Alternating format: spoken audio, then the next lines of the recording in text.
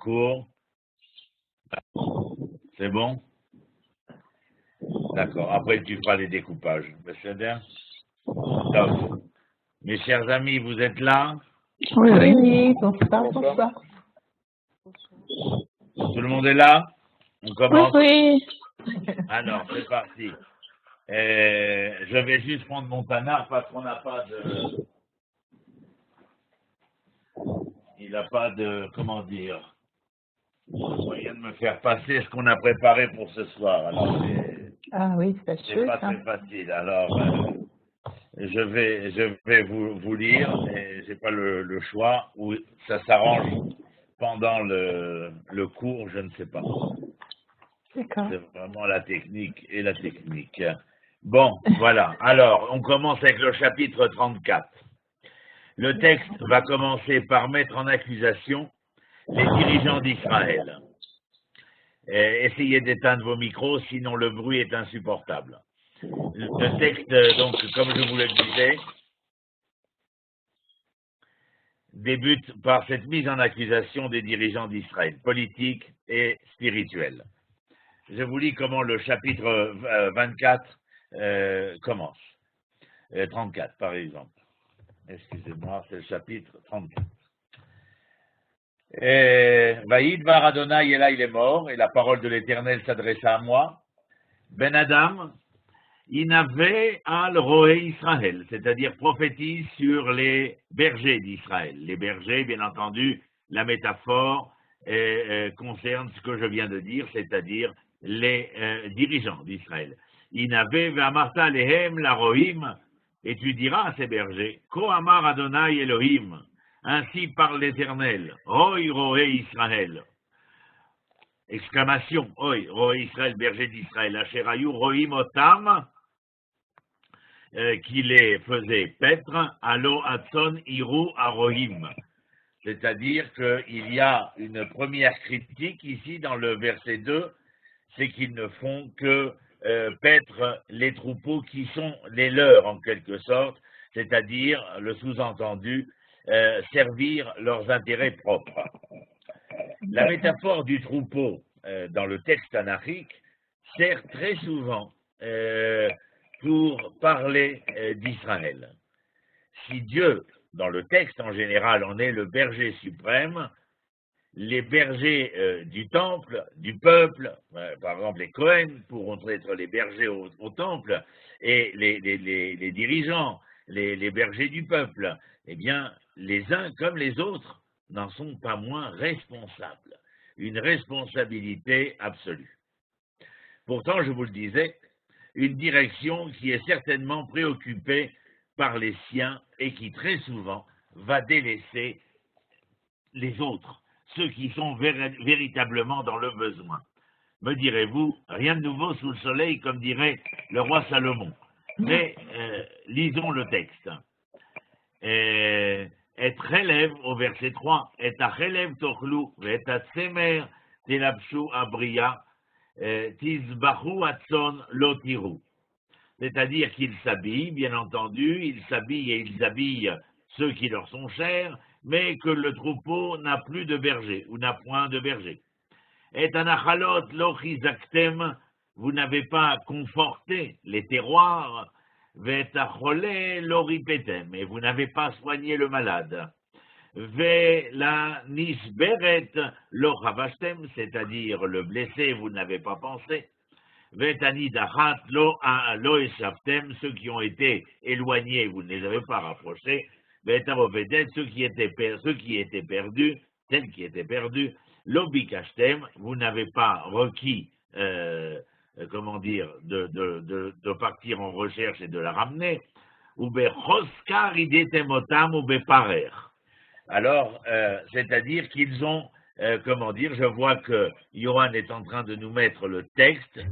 Tu peux mettre toi, oui, alors, j'essaye, mais rien ne passe. Top, je continue. Donc, je vous disais, une direction préoccupée par les siens et délaissance dans le besoin. les caméras, c'est mieux. Ben, j'appuie, hein, il y a... Tu bloques avec les feuilles. Non, attends, je bloque les feuilles, mais J'essaye à Yecheskel, le livre de Yecheskel, chapitre 34. Oui, Voilà. ben, il n'y a rien qui s'affiche. Hein. Il y a dans le petit rectangle, mais il n'y a rien qui s'affiche. Top. C'est pour ça qu'il faut faire les essais avant. Et donc, je reprends, parce que là, ça va être découpé, on va perdre le fil de la leçon.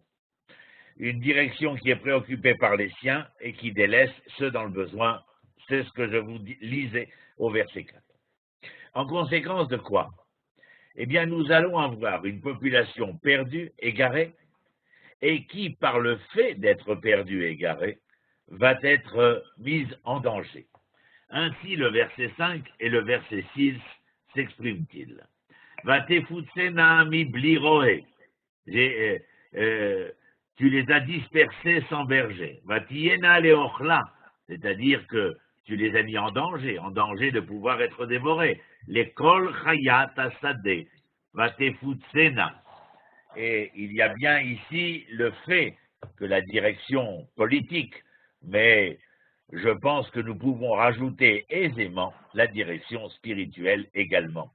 Les prêtres, comme les dirigeants du peuple d'Israël, ne réalisent pas ce pourquoi ils ont été nommés.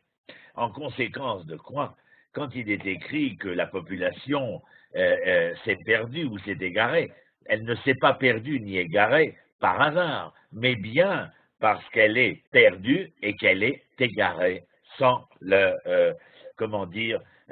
forme possessive.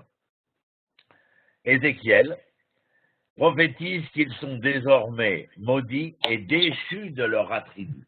Ainsi le verset s'exprime. Koamar Adonai Elohim, Ineni el Arohim, Vedarashti et Soni, et voici comment je serai vis-à-vis des bergers.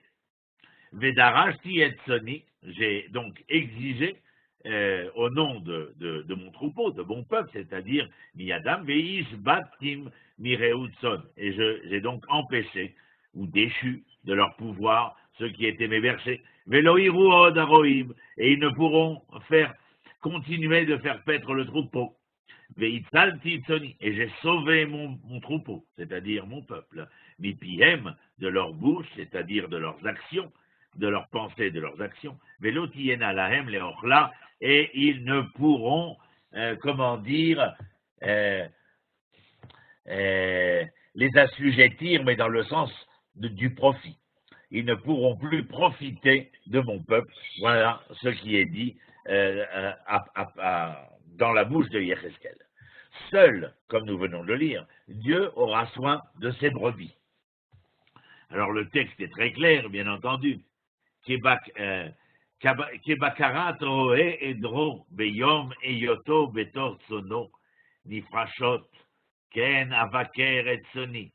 De la même manière que les bergers se comportent avec leurs troupeaux, eh bien moi, j'irai visiter mon troupeau, veitzalti etem, et je les sauverai, mikol amekomot asher nafot susam, de tous les lieux où ils ont été dispersés, beyom anan va'arafel, en ces jours nuageux et plein de brouillard. Alors bien sûr, là aussi il s'agit d'une métaphore, jour de nuageux et empli de brouillard, c'est la situation politique, spirituelle et donc morale qui règne au sein d'Israël, qui est critiquée ici. L'Éternel, comme nous l'avons lu précédemment, va décider d'agir par lui-même et de conduire leur devenir. Ceci, je le trouve aussi dans le verset suivant. Je vous ai sorti d'entre les peuples. Ça veut dire que le verset 13 nous fait entendre que la dispersion, la perdition, l'égarement, eh bien, sont conséquents des manques de cette direction politique et spirituelle qui ont entraîné le peuple à se perdre et s'égarer dans leur vécu, dans le quotidien de ce qui était le leur en Israël, en conséquence de quoi l'exil, la dispersion, la diaspora, et au verset 13, ce que nous entendons.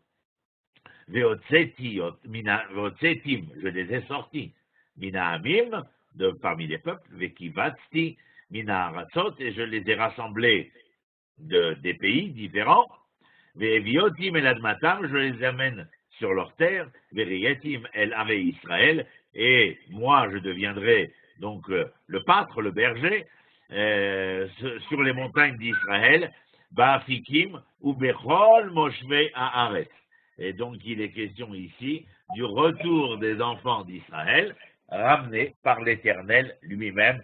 Mais vous allez voir, nous allons avancer, c'est absolument extraordinaire aujourd'hui.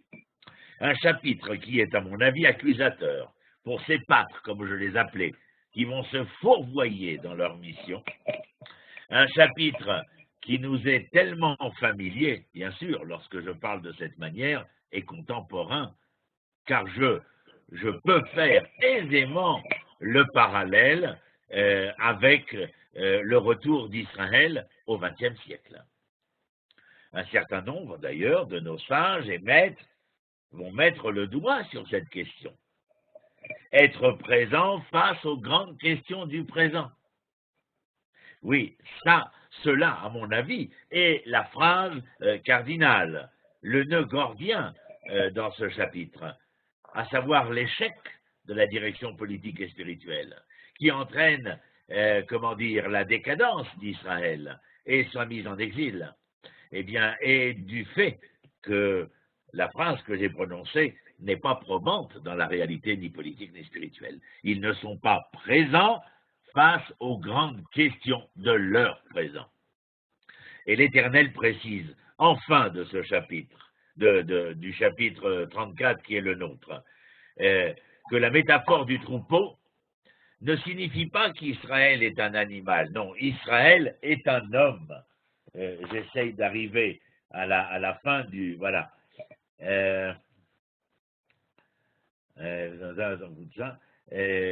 31, pardon, voilà, et le texte se termine par Ve'eten Soni, et je donnerai mon peuple, mon troupeau, Son Mariti, ceux qui me sont proches, chers, Adam Atem, c'est-à-dire que vous êtes humains, Ani Elohechem Neum Adonai Elohim, et moi je suis l'Éternel votre Dieu. Il y a donc ici, lorsque le retour est en marche, une manière de venir nous faire entendre que nous redevenons hommes. Alors écoutez ce que je vais vous dire.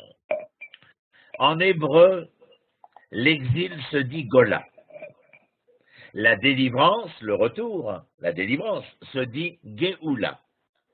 En hébreu, lorsqu'on écrit Gola Gimel Vav Lamed He, c'est l'exil. Et si je rajoute un Aleph, j'obtiens Geoula, la délivrance. Vous savez que les Hébreux aiment à jouer aux chiffres et aux lettres bien avant Armand Jameau et France 2. En conséquence de quoi, Geoula, Gimel Vav Lamed He, est égal à 44. Et étonnamment, la valeur numérique de 44 est égale au mot dam, dalet même, c'est-à-dire le sang. Ah, j'entends bien. Lorsque nous n'étions plus sur la terre, mais en exil, voilà que nous n'étions devenus que chair et sang. Qui n'est que de chair et de sang? Oh, l'âme animale, pourrait-on dire. Mais voici qu'il nous rassemble et nous délivre. Alors les 44 devient 45.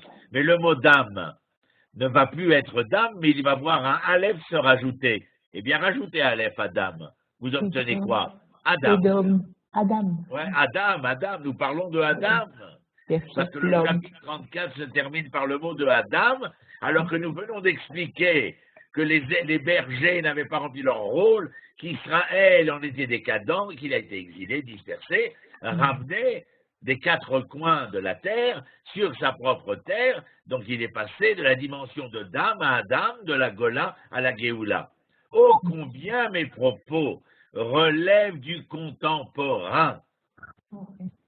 Un homme que Dieu délivre, auquel il promet la rédemption dans un monde en devenir.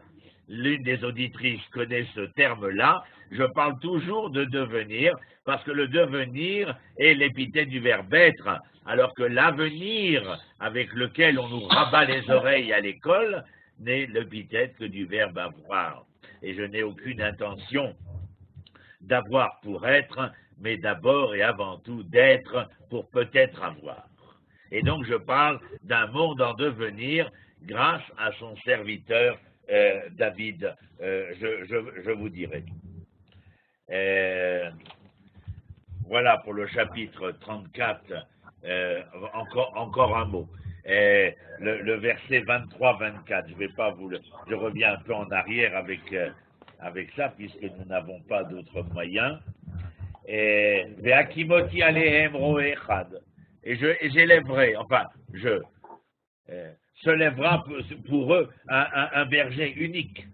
Vera'a eten et avdi echad vera'a eten et avdi David. Où ireotam? De qui parle-t-il? De son serviteur David, c'est-à-dire, bien sûr, pour ceux qui sont un peu férus dans l'étude biblique ou hébraïque, il est question du fils de David, c'est-à-dire de la messianité. Où irait Otam, où y lahem les lui les fera paître et lui sera leur pâtre, si vous préférez. Voilà de quoi il est question. Et puis bien sûr, au chapitre 34, pour ceux qui voudront le relire, ils pourront suivre tous les versets qui décrivent les différentes étapes de ce, mettez-le en guillemets, de ce monde futur, mais en rapport avec le devenir. Vous savez que Olam Abba, le monde futur, n'est pas un monde qui se trouve ailleurs. C'est ce monde-ci, Olam Abba, qui va devenir. Et donc nous l'appelons monde futur. Adam serait l'humanité, et Adam, Israël, voudrait dire le choix d'être le témoin.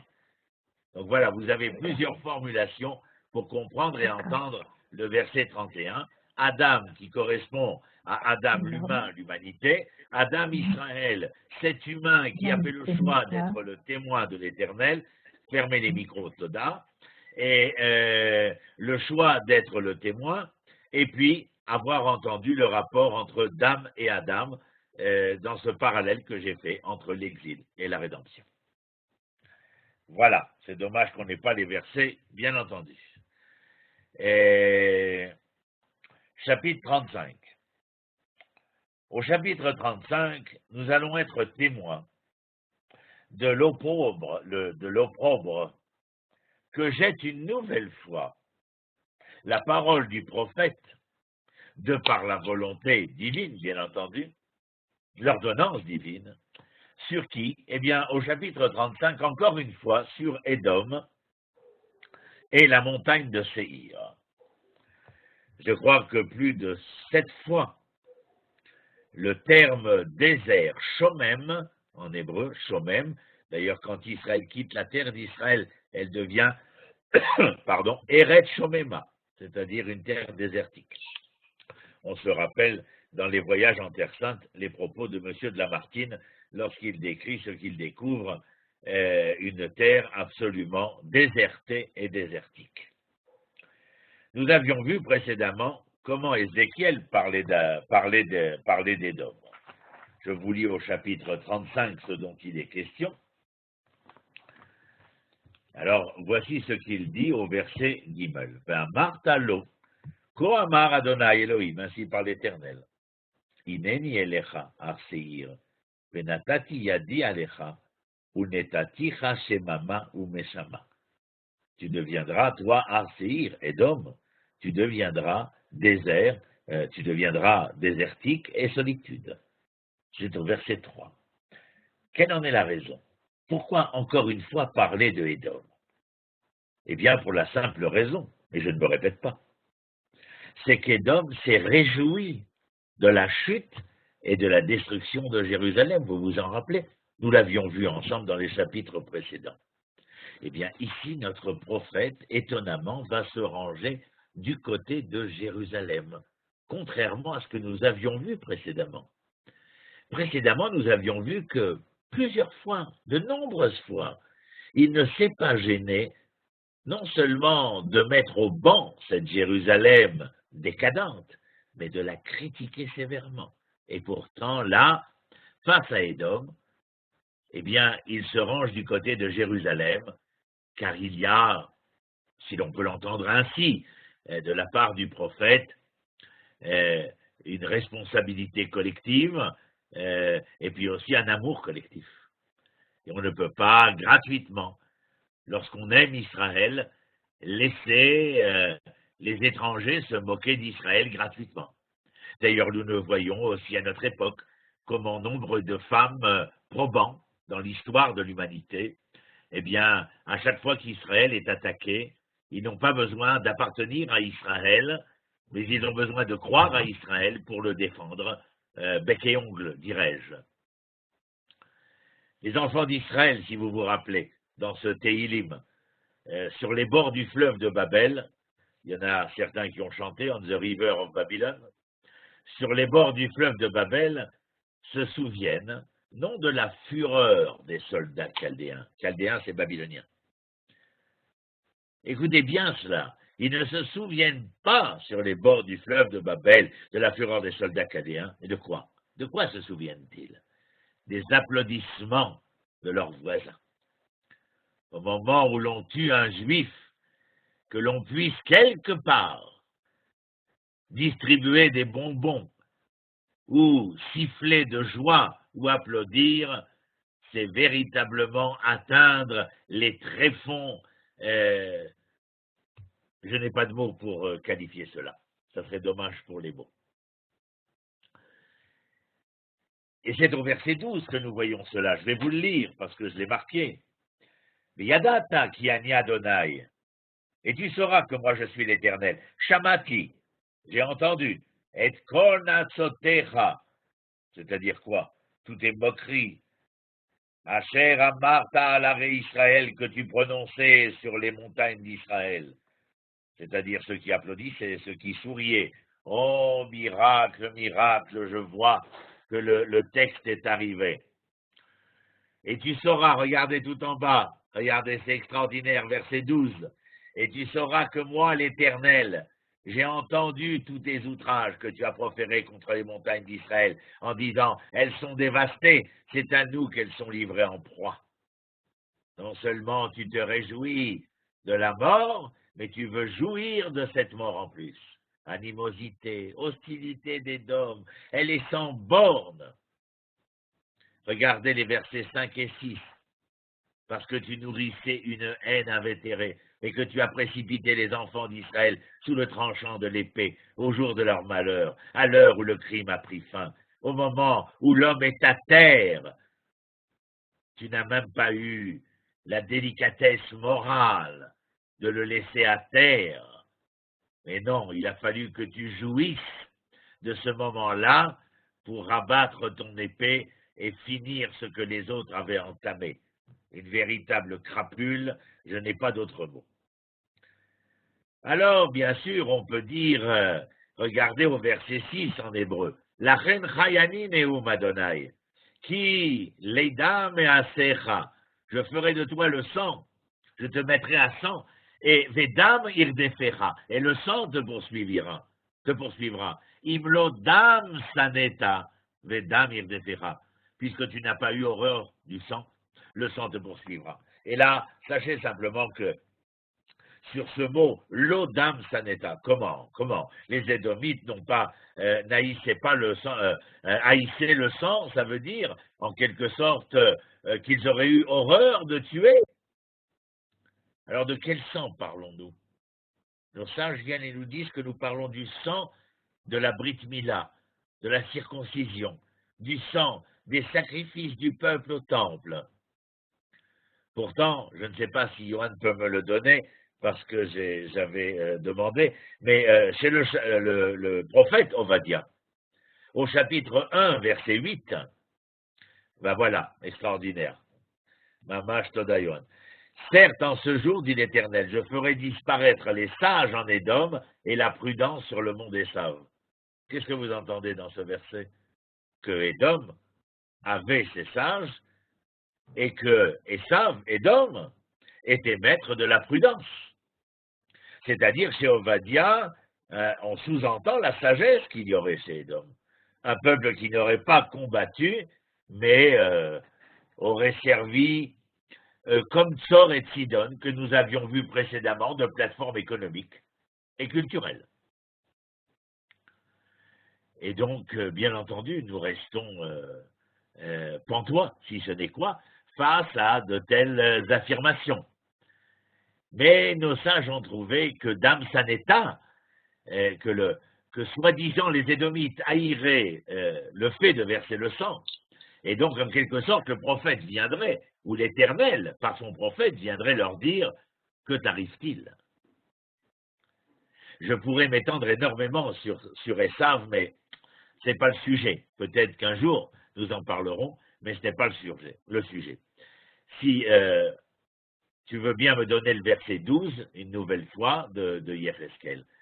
Après la chute de Jérusalem, les Édomites sont venus en Judée et s'installèrent à Jéru. Comprenez que, parce qu'au verset 12, nous disions, Veyadata ki ani Adonai shamati et kol na'atzotecha asher amarta al arei Israël les morts, shamemu lanu nitenu leochla.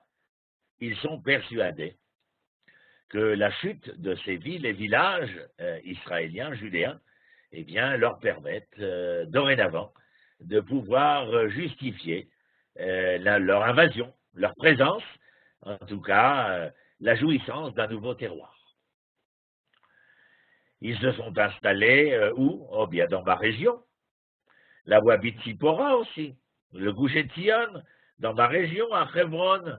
Et jusqu'à quand sont-ils restés ces Édomites? Je vous fais un peu d'histoire, bien entendu. Jusqu'à l'époque des Hashmonaïm, les Asmonéens. Et parmi les rois asmonéens, pour ceux que cela intéresse, jusqu'à Jean Hirkan, Yochanan Urkenus, tel que nous l'appelons en hébreu, Jean Hirkan, à l'époque des Asmonéens, c'est-à-dire bien après la révolte des Maccabim contre les Grecs. Ce qui n'empêchera guère, d'ailleurs, je vous fais encore là un petit rappel historique, Hérode, vous connaissez Hérode, le roi de Judée, celui qui vécut à l'époque où Jésus apparaîtra, eh bien, Hérode est un Édomite. Mais les Édomites avaient été convertis de force par les Asmonéens. Oui, je sais, nous ne devons pas faire de prosélytisme. C'est bien ce qui sera reproché aux Asmonéens. Mais ils ont été convertis de force. Que voulez-vous? Les sages leur reprocheront cela. Et ils leur reprocheront, entre autres, parce que cela permettra à un personnage comme Hérode d'épouser la dernière princesse descendante des Asmonéens. Et il pourra à ce moment-là faire ses forfaitures en tuant sa femme, ses enfants, etc., etc. Et donc Hérode s'est infiltré, il a pris le pouvoir en Judée, et nous voyons bien, oh comment, malgré ce qui s'est passé entre les Asmonéens et les Édomites, le vœu pieux n'en était point, puisque Hérode agira comme si il devenait Israël, il devenait le roi d'Israël. D'ailleurs, il construira, je vous le rappelle, le temple de Jérusalem, qui était tout petit à l'époque d'Ezra et de Néhémia. C'est lui qui va donner la splendeur du temple, et c'est lui qui construira la bâtisse que nous connaissons aujourd'hui, le caveau des patriarches, Marat Marpella. Mais là aussi, je pourrais parler longuement, mais ce n'est pas notre sujet. Le chapitre se termine sur l'opposition entre la joie d'Israël et le pays d'Édom devenu un désert. Peut-on voir les versets 14 et 15, s'il te plaît? Et au verset 14 et 15, nous allons voir, ainsi donc parle le Seigneur Dieu, pendant que toute la terre sera dans la joie, je ferai de toi un désert. Oui, c'est à contre-courant. Là aussi, je suis obligé de m'arrêter, mais bon, ça nous prendra du temps parce que les chapitres aujourd'hui sont extraordinaires. Yaakov et Esav. Je vous raconte cela très très vite. Lorsque Moshe, descendant de Yaakov, arrive à la frontière du pays d'Édom après la sortie d'Égypte, il fait demander au pays d'Édom de faire savoir au roi d'Édom, qu'il appelle son frère, que les Hébreux sont là. Le roi d'Édom ne vient pas tout de suite, il viendra par la suite. Et lorsque le roi d'Édom arrivera, il lui dira, puisqu'il est au courant de ce qui s'est passé avec le rocher que frappa Moshe, il lui dit, mon cher, vous m'appelez mon frère, mais il y a bien longtemps que mon ancêtre vous avait demandé d'avoir une relation fraternelle. Je vous rappelle l'invitation de Esav à Yaakov lorsque celui-ci revient de chez Lavan. Et le roi de Édom lui dit, j'ai entendu votre comportement auprès du rocher, nous avons reçu 2 bénédictions, toi et moi. Nos ancêtres m'ont béni à moi, notre arrière-arrière-grand-père, Yitzhak, m'a béni en me disant, Al-Kherbecha Tirye, tu vivras sur ton épée, les Yadaïm, Yadésav, les mains seront les mains d'Esav. Toi, entre autres, tu reçus une autre bénédiction, Akol Kol Yaakov, la voix sera celle de Yaakov. Alors le roi d'Édom lui dit, écoute mon petit Moshiko, il serait temps que tu comprennes que tant que vous, les Hébreux, ne serez pas la voix, je serai la main. Mais si un jour, vous décidiez de devenir la voix, Kol Israël, il me sera impossible de mettre la main à mon fourreau et de sortir mon épée sur laquelle je vivais. Voilà, j'espère que j'ai été très clair. Vous comprenez qu'il y a un rapport, inversement proportionnel. Si Yaakov et Esav ne les point, et vice-versa. Et nous arrivons maintenant, je ne dirais pas que les autres chapitres sont faibles par rapport à celui-ci, mais j'ai les chapitres 36 et 37, et surtout le 36, j'ai une faiblesse vis-à-vis de ces chapitres de Yézéchiel. Au verset 2 et 3 du chapitre 36, il y a comme une suite tout d'abord du chapitre, du chapitre précédent, que nous venons de terminer, c'est-à-dire celui qui signifiait l'effondrement d'Édom face à la renaissance d'Israël. C'est avec cela que nous terminions. Mais alors le chapitre 36, vous voyez, Yohan nous donne la possibilité de suivre, ainsi par le Seigneur Dieu, parce que l'ennemi s'est écrié sur vous, ah, enfin ces auteurs antiques nous sont déçus en héritage, Édom qui veut occuper Israël. C'est pourquoi prophétise et dit ainsi par le Seigneur Dieu, parce que de tous côtés on voulait vous dévaster et vous taper pour vous faire échoir en héritage aux autres nations, et que vous avez fourni un texte au coup de langue et aux mauvais propos des gens. Ceci nous met en entrée de matière du verset 8. Quel va être le signe obvi de ce passage dont nous parlions vers la délivrance? Eh bien, regardez. Ve'atem arei Israël, et vous, montagnes d'Israël, Anfechem titnou, vous donnerez votre frondaison, ou prichem tissou, et vous porterez votre fruit. Les amis Israël, pour mon peuple Israël, qui kervou lavo, car ils sont prêts de revenir. Je ne peux pas vous cacher qu'à l'instant même où je récite ce verset, mes poils se hérissent et ne signifient que la chair de poule qui m'entreprend lorsque je comprends la prophétie des Yézéchiel, énoncée il y a plus de 2000 ans, et que moi ici présent, je suis le témoin du verset 8, chapitre 36 de Monsieur Ézéchiel, qui parle à Tel Aviv entre le Tigre et l'Euphrate. Un verset essentiel, cardinal, neugordien de notre retour. Face au désert décrit auparavant. Voici maintenant l'horizon verdoyant d'Israël. Un horizon verdoyant, mais non seulement verdoyant, mais fleuri. Plus que fleuri, fructifiant. Et le Talmud de Babylone, la Gemara, le Talmud de Babylone, dans l'un de ses traités, Sanhédrin, page 98 recto, parlera de ce que nous appelons dans la littérature hébraïque Atralta de Géoula. Nos sages ont enseigné. Non, ça c'est le Rambam, Yohan. C'est pas grave. Nos sages parlent de ce qu'on appelle Atralta de Géoula. C'est juste une phrase dans la Gemara de Sanhédrin qui nous dit à ces deux sages qui se promènent ensemble, et qui ont perdu toute souveraineté, toute indépendance, quand viendra-t-il? Qui? Le Messie, bien sûr. Je me suis empêché de dire Messie. Et comment je saurai? Il lui dit, regarde, le verset 8, chapitre 36 de Yézéchiel, ce que nous avons lu. Et Rachi, Shimon Yitzhaki, celui qui est dans le terroir de Champagne, la ville de Troyes au XIe siècle, il écrit sur le côté droit, et vous n'avez pas de signe plus évident du début de la délivrance que cela, lorsque la terre donne son fruit, et que vous voyez Israël revenir, lorsque les oranges et les pamplemousses envahissent l'Europe avec l'étiquette Jaffa, alors que les cheminées d'Europe des camps de la mort sont encore tièdes, et que les bateaux ramènent hommes, femmes, enfants, avec le chiffre qui les marque, mais où ils ne seront plus une quantité négligeable, mais véritablement ils retrouveront leur nom. Ve'ele shmot bnei Israël. Voici le nom des enfants d'Israël. Alors le traité, les deux sages se disent il n'y a pas de signe plus évident que cela. La terre donne son fruit. L'homme et la terre.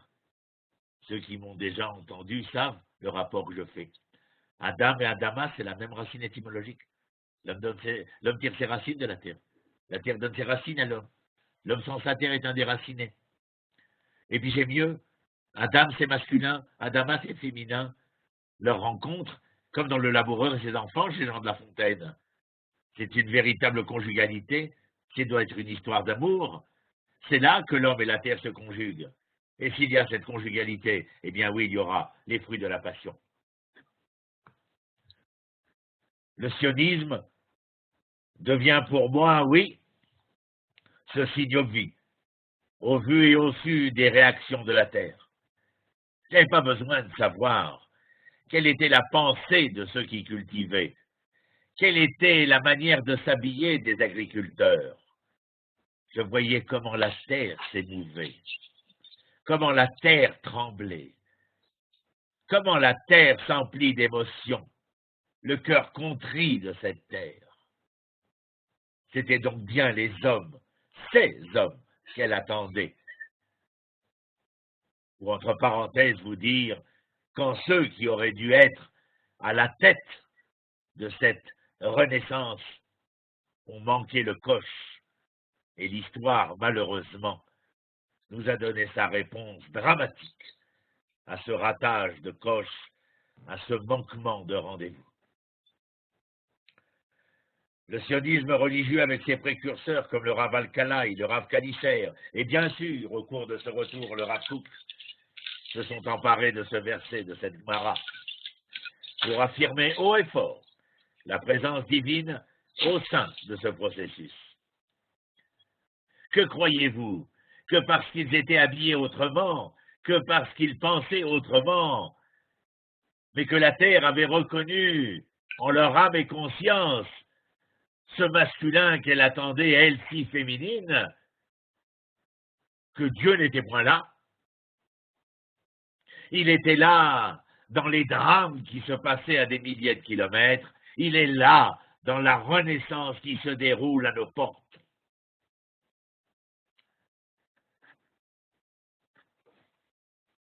Certains que l'on pensait orthodoxes crieront Satan.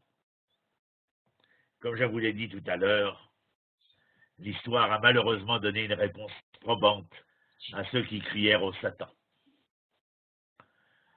Verset 16 au verset 23, mon cher Johan. Verset 16 au verset 23. Je vous le lis, je ne peux pas m'empêcher de lire tous les versets. Vaïd Varadonai, et là il est mort, et l'Éternel s'adressa à moi, en ces termes. Écoutez bien, et ceux qui veulent verser des larmes, versez-les. Fils de l'homme, alors que la maison d'Israël habitait dans son pays, ils l'ont souillé par leur conduite et par leurs œuvres, comme la souillure de la femme impure. Regardez en hébreu, Ketuma Tanida Itadarkam, comme l'impureté de la femme impure, c'est-à-dire au moment de ses règles, c'est-à-dire au moment où le sang s'écoule, où le sang est versé. J'ai donc répandu mon courroux sur eux, à cause du sang qu'ils ont répandu sur la terre et des idoles infâmes dont ils l'ont souillé, de ne pas avoir été eux-mêmes, et en n'étant pas eux-mêmes de s'être laissés entraîner dans les méandres de l'infâme, le meurtre, l'inceste, l'idolâtrie, et je les ai dispersés parmi les nations, disséminés dans le pays, selon leur conduite et selon leurs œuvres. Je les ai jugés. Excusez mon émotion. Mais arrivés chez les nations où ils devaient venir, ils ont considéré mon saint nom par ce fait qu'on disait d'eux, ces gens sont le peuple de l'Éternel, et c'est de son pays qu'ils sont sortis. Regardez en hébreu. Vayavo el agoyim asher baousham, et ils vinrent vers les peuples où je les emmenais. Vayechalelu et shem kodeshi, ils ont profané mon saint nom. Chiloul, c'est ce qui est creux, ce qui est vide. Chol en hébreu. Le profane n'est pas profane, il est vide. Mais pour comprendre le vide, il faut comprendre son contraire, le kadosh, le kodesh, ce qui est saint, mais que je vous ai déjà traduit comme étant la vie. Alors si kodesh est vie, alors chol serait la mort? Non. Chol, c'est ce qui manque de vie.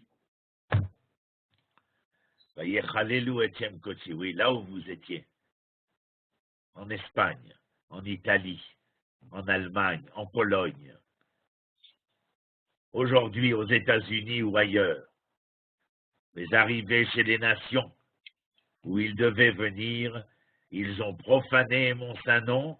Par quoi? Comment?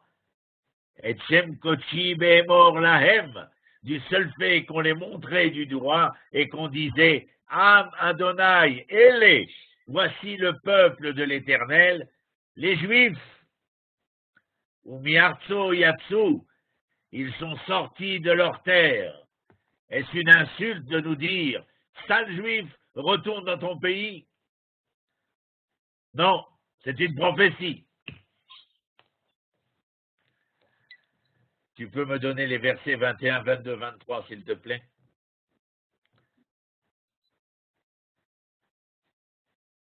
Excusez, je suis bouleversé par ce chapitre, je vous ai prévenu d'avance, donc voilà. Bon, je ne sais pas où est les versets 21, 23, voilà. Alors je me suis ému pour mon saint nom, car ça ne pouvait pas continuer de cette manière.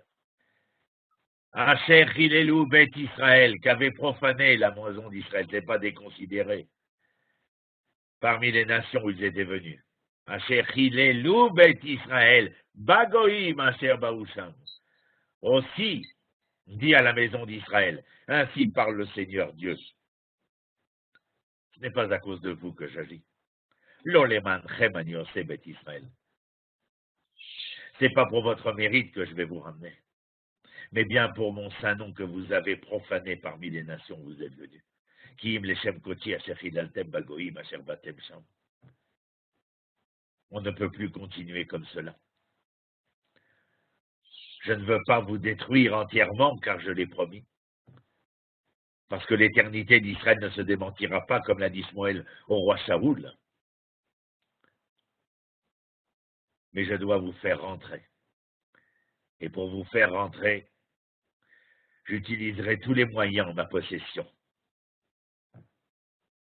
Si vous croyez que la Pologne ou l'Allemagne puissent être à vous, que vous y êtes les bienvenus. Que certains diront en yiddish, Polania, ici réside l'Éternel, je vais vous montrer comment ce n'est pas le lieu que j'ai décidé pour y placer ma résidence. Je sanctifierai mon grand nom qui a été outragé parmi les nations, que vous avez que vous-même avez outragées parmi elles, et les nations sauront que je suis l'Éternel, dit le Seigneur Dieu, quand je me sanctifierai par vous à leurs yeux. C'est pas l'histoire d'un pays, c'est pas l'histoire d'une case de l'histoire, non. L'humanité entière saura, entendra, comprendra, et je vous retirerai des nations. Mais la karti etrem minagohim, c'est prendre la plante et l'arracher. Mais qui va etrem mikolatzot, je vous rassemblerai de tous les pays et vous ramènerai sur votre sol. Donne-moi maintenant 25-29, s'il te plaît, Yohan. On va voir dans les versets 25-29 un langage qui va nous rappeler totalement, mais pleinement, la dialectique employée dans la sortie d'Égypte. Mais de la même manière, voir le processus de la délivrance. Non, je ne sais pas la remise. Tu ne l'as pas? Non, prends-les sur le... Alors, je le prends au chapitre 36. Excusez-moi pour le temps. Je crois qu'on va faire un peu plus de temps ce soir parce que c'est grave. Il y a trop de choses à dire, trop de choses à dire. Alors, le verset 24. La quartier est très minagoï. C'est ce que nous venons de lire. Hein? Regardez, langage de la sortie d'Égypte. Je vous retirerai d'entre les nations. Oui, la quartier est très. La quartier, langage de la sortie d'Égypte. Je vous rassemblerai avec Kivati et je vous ramènerai, Veti, et je vous ramènerai sur votre sol. La même chose. Langage de la sortie d'Égypte. Voyons le verset 25. Les Arakti alechem maim teorim. Je verserai sur vous de l'eau pure. Pour ceux qui s'interrogeaient sur comment devions-nous revenir en Eretz Israël, impurs. Pourquoi? Parce que c'est une fois en Israël que l'Éternel verse sur nous les eaux pouvant nous purifier. Non pas avant, mais après. Enfin aussi, faut-il lire l'histoire, bien entendu, et apprendre le Tanakh. Les Arakti alechem maim teorim. Ou teartem mikol tumatrem, et vous serez purifiés de toutes vos impuretés. Mikol gilulechem et taeretrem, de toutes vos idolâtries, vos fausses croyances, je vous laverai. Venatati lachem, et je vous donnerai, écoutez bien, extraordinaire, l'Efradash, opération à cœur ouvert. Je vous donnerai un cœur nouveau. Veruach hadasha, un autre souffle, un autre esprit. Ve'asiroti et leva even mi basarechem. Et dans cette opération à cœur ouvert, j'enlèverai, j'ôterai le cœur de pierre qui était dans votre chair. Venatati lachem, lev basar. Et moi, je vous donnerai un cœur de chair. Ve'et ruchi eten bekirvechem. Et mon souffle, je vous l'offrirai. Ve'asiti et asher bechukai. Et je ferai selon mon entendement. Et asher bechukai tilrou, c'est-à-dire je ferai en sorte que vous vous mobilisiez. Ou mishpat tishmeru ve'asitem. Et que la justice soit, et que vous la réalisiez.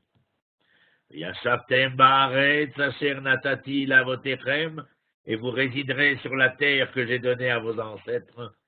Vaitem li la'am, et vous serez pour moi un peuple. Vanochi elachem l'Elohim, et moi je serai pour vous un Dieu.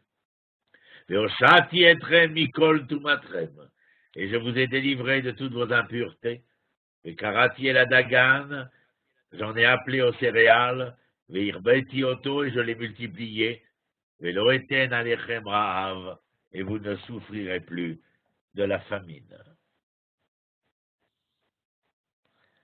1945, 46, 47, 48.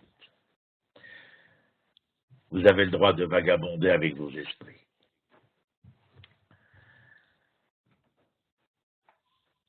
Chapitre 37. Les ossements desséchés.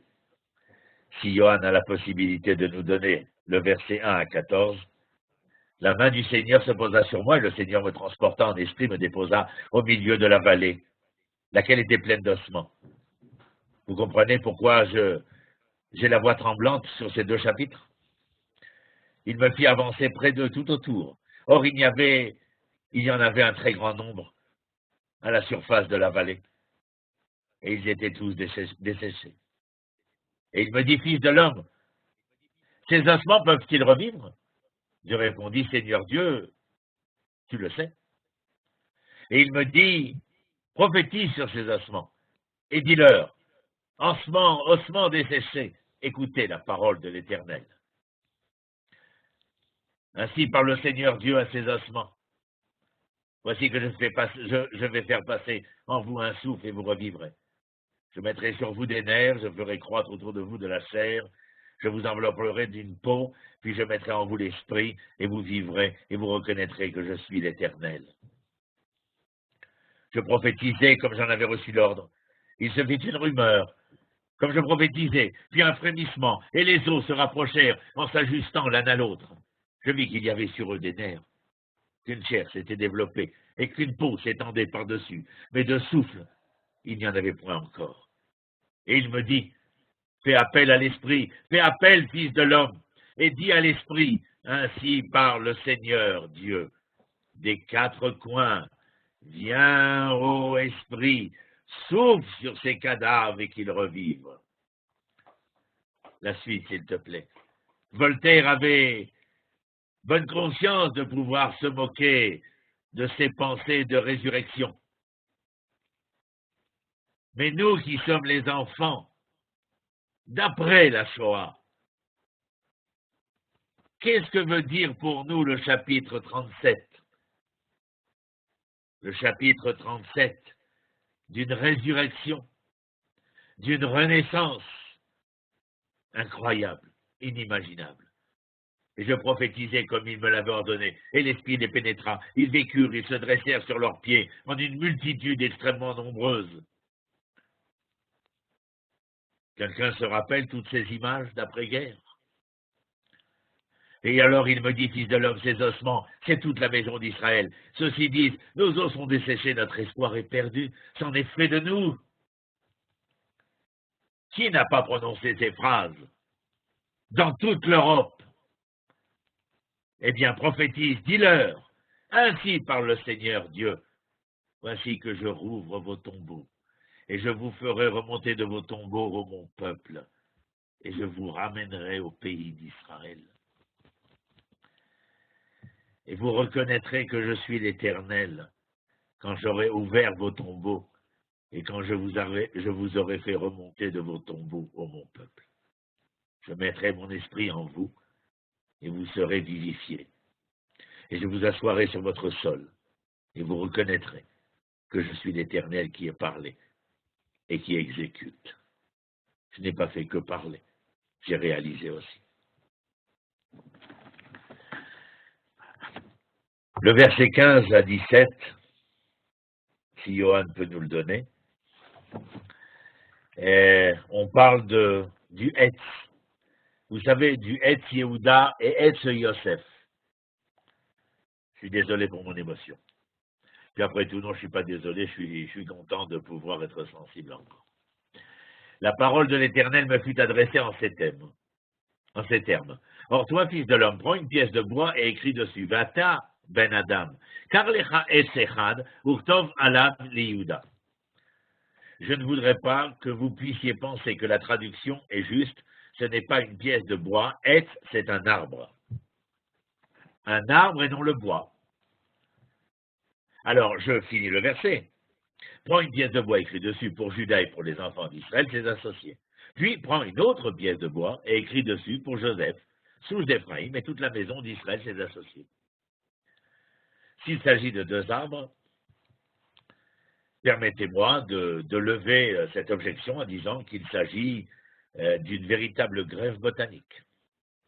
Greffe botanique. Un arbre enraciné très fort, puissant, droit, mais il ne donne pas de fruits. Ce serait le premier arbre. En hébreu, nous l'appelons Cana. L'autre arbre, lui, possède un potentiel génétique énorme quant à sa fructification, mais il a une difficulté, celle de s'enraciner. On l'appelle rochev.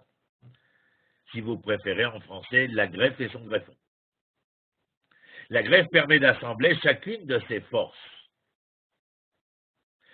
Celle qui est bien enracinée, droite, puissante, et celle qui a la capacité, la possibilité de fructifier. Un potentiel génétique énorme, je vous disais. Eh bien, grâce à l'ingénierie génétique, voilà que nous pouvons assembler ces forces-là. Donc, non point un morceau de bois, mais un arbre bien vivant. Pour Yéhezkel, c'est un moment essentiel de sa prophétie. Après tant d'années de séparation, au verset 17, Dieu dit « Rapproche ces pièces l'une de l'autre pour n'avoir qu'une pièce unique, et elles seront réunies dans ta main. » Et les enfants d'Israël, au verset 18, de demander « Mais qu'est-ce que ça veut dire ?» La métaphore de l'arbre gravé, il y a beaucoup de bruit sur un micro, la métaphore de l'arbre gravé au nom de chacun, de Yehuda et de Yosef.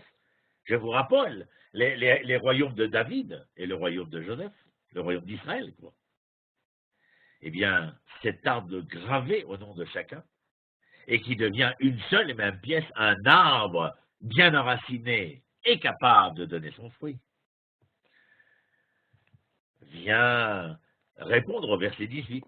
Ne nous révéleras-tu pas ce que tu entends par là? Oui, il va leur révéler l'impossibilité pour Yosef et pour Yehuda de se réaliser l'un sans l'autre.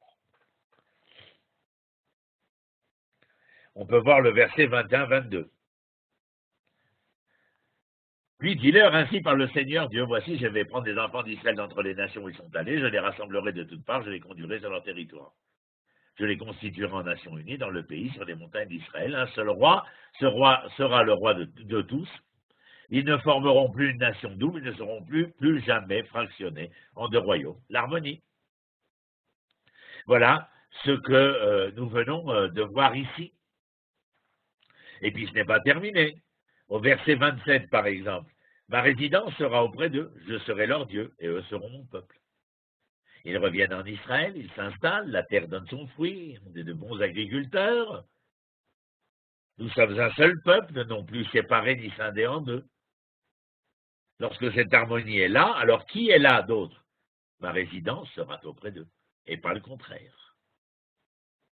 La maison n'est construite que parce qu'il y a un locataire potentiel. Et au verset 28, autre étape. Et les nations sauront que moi, l'Éternel, je sanctifie Israël, puisque mon sanctuaire sera au milieu d'eux pour toujours. La reconnaissance internationale au verset 28. Verset 38, je vais aller un peu plus vite parce que je ne veux pas abuser de votre patience, bien que, à mon avis, je suis moi-même ému par le cours de ce soir.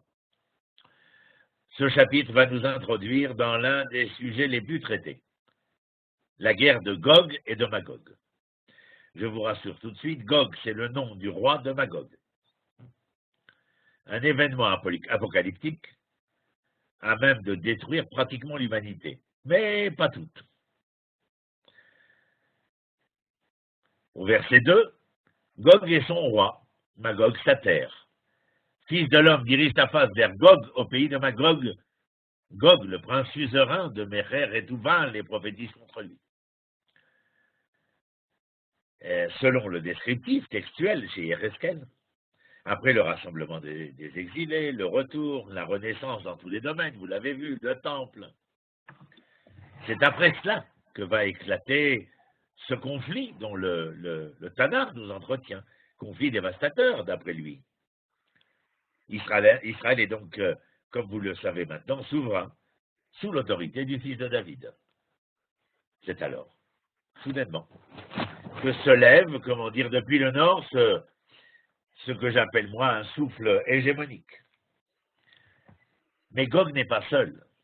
Il a autour de lui une coalition absolument importante, qui va se concentrer afin de monter contre Jérusalem. Les versets 9, 10 et 11 viennent signifier cela. Si Johan peut nous donner les versets 9, 10 et 11. Tu monteras, tu viendras comme l'ouragan, tu seras comme la nuée pour couvrir la terre, toi et toutes tes légions et des peuples nombreux avec toi. Vous voyez la coalition.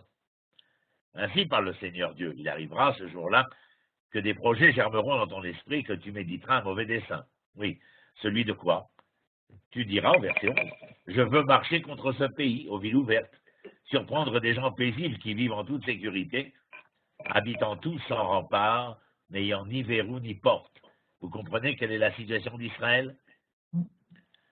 Une véritable sérénité. Et c'est là qu'eux vont, monter contre Jérusalem. Pour faire quoi au chapeau verset 12? Faire du butin, te livrer au pillage, etc., etc. Si Yohan peut nous donner, voilà, exactement les propos du Rambam. Je vous rappelle que Rambam, c'est quand même le 11e siècle. Nos sages ont enseigné la seule différence entre notre époque et les temps messianiques est la fin de notre assujettissement au peuple, c'est-à-dire que nous sommes souverains indépendants. Il apparaît à la lecture des paroles des prophètes qu'au début de l'époque messianique aura lieu la guerre de Gog et de Magog, et qu'avant cette guerre s'élèvera un prophète pour remettre Israël dans le droit chemin et stimuler leur cœur comme il est annoncé. Inéanori, Soler Lachem et Eliaonavi, je vous envoie Eliaou. Il ne viendra d'ailleurs pas pour déclarer impur le pur, ni pur l'impur, ou invalider des personnes respectées, ou habiliter des personnes non acceptées, mais pour instaurer des rapports pacifiques dans le monde, ainsi qu'il est dit, il ramènera Ve'eshiv levavot les banim, il ramènera le cœur des pères aux enfants, Ve'lev banim les avotam, et le cœur des enfants à leurs pères. Vous voyez, je me permettrai presque de vous dire qu'il n'est pas question de religion ni de culte. Il ne viendra pas pour déclarer impur le pur, ni pur l'impur, ou invalider des personnes respectées ou habiliter des personnes non acceptées. Mais pourquoi faire? Pour instaurer des rapports pacifiques dans le monde. Ah, si on avait des heures devant nous, il y aurait de quoi dire. En conséquence, si nous lisons pas si nous lisons, mais lorsque nous lirons, ou si vous lisez ce chapitre, sans vouloir entrer dans les comptes et les décomptes, parce qu'il nous est interdit de faire ces décomptes eschatologiques. Le Messie viendra à tel jour, telle heure. Il faut être assez affaibli neuronalement pour pouvoir faire ces comptes et ces décomptes. Beaucoup vont tenter de le faire, et tentent encore de prouver, par exemple, que nous sommes après Gog ou Magog. Nul ne le sait. Regardez au verset 19. Et dans mon ardeur, dans le feu de mon indignation, je le déclare. En vérité, ce jour-là, il y aura une commotion violente sur le sol d'Israël. Est-ce déjà arrivé? Est-ce que cela arrivera? La réponse n'est pas entre nos mains. Mais écoutez ma conclusion, car il faut bien conclure. Mais à mon avis, il serait plus juste d'entendre, de comprendre et de vivre notre présent absolument, car c'est un présent extra, trait d'union ordinaire. Je vous demanderai, à la manière des maîtres philosophes, d'être un peu moins nostalgique, d'être un peu moins dans l'attente, mais d'être un peu plus dans l'amour de ce présent, d'un présent réellement offert à notre quotidien, car c'est dans ce présent, si quotidien, que l'Éternel nous attend. Je ferai justice de lui par la peste et par le sang. Je lancerai des pluies torrentielles, des grêlons, du feu et du souffle sur lui, sur ses légions, et sur les peuples nombreux qui l'accompagnent. Ainsi, je monterai grand et saint, je me manifesterai aux yeux de nations nombreuses, et elles reconnaîtront que je suis l'Éternel. Je n'ai pas de mots pour vous remercier d'avoir été là, avec moi, pendant près d'1h05, à traverser, à voguer à travers des chapitres qui ont tellement des relents, pas seulement de vérité, de réalité. Et nous avons traversé ensemble ce soir des moments de grande émotion, des moments de grands frissons, et des moments non pas seulement de l'espoir pour des lendemains qui chanteraient, mais si nous essayons tous ensemble, tous ceux qui écoutaient ce soir avec moi, ce que nous avons dit, si on essayait tous ensemble non pas de faire que les lendemains seraient enchanteurs, mais si l'on essayait de faire chanter aujourd'hui et de faire de notre présent le moment le plus enchanteur qui soit. Amen, oui. Amen, amen, oui. Vous avez des questions? Oui, Ronnie, j'ai une question. Puis là, je reste, hein, c'est trop important, je veux dire, je m'en vais pas. Hein.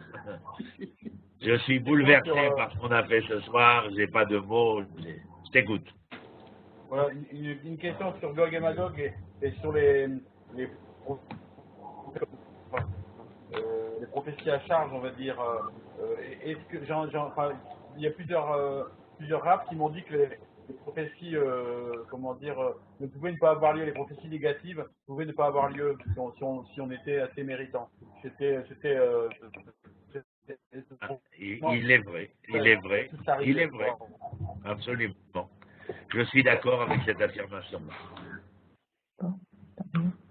Je me permets, Pascal, il me semble que ce que tu dis, c'est effectivement ramené par le Rambam. Il me semble que c'est écrit, les prophéties positives sont en réalité sont des afterhol, c'est-à-dire, comment on dit en français, les afterhol sont promises, sont des promesses.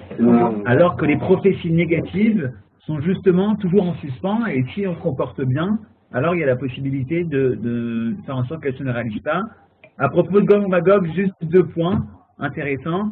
Déjà, certains rabbinim disent que c'est passé, que comme Ronnie, tu l'as si bien parlé des ghettos, de cette Deuxième Guerre mondiale, certains pensent que c'est derrière nous.